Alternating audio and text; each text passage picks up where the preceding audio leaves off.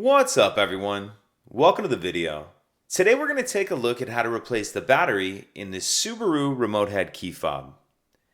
This key fob is going to be for the Subaru vehicles that do not have a push button start ignition, and it's going to use replacement battery CR1620.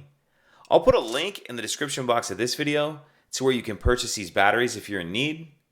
The other thing I'm going to be using is a flathead screwdriver. So if we grab our key and we take a look down on the key ring right here, on the one side we see this notch right here. What I'm going to do is put my screwdriver in that notch and just pry the two halves of the shell apart. And then if you need to, you can carefully work your way around with your screwdriver, just kind of gently prying up. Then we want to get that back cover off like that. And now we're going to pull this middle piece out here. If you need to, you can just kind of push on the buttons from the front like that. Sometimes it'll just fall out of there.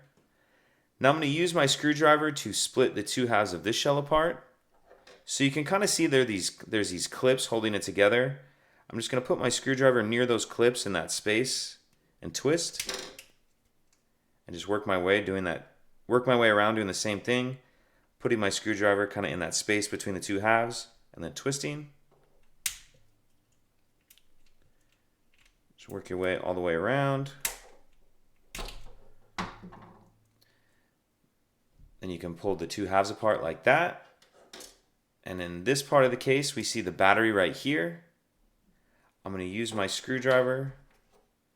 Use my screwdriver to get under the edge of the battery. There's a couple little spaces here and here where you can get a screwdriver under the edge. Get the battery out. Now I'm going to grab my new battery, and I want to make sure that I'm installing that with the plus side down on the case like that. The plus side is down on the case. Get it snapped into that holder. And now we just need to put everything back together. So we'll grab this piece, and because the shape of it, it can really only snap on there one way.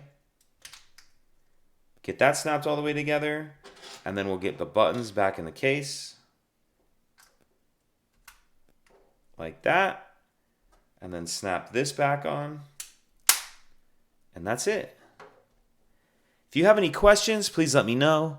If you could take a second to like and subscribe, it helps us out, and I'd appreciate it. Thank you.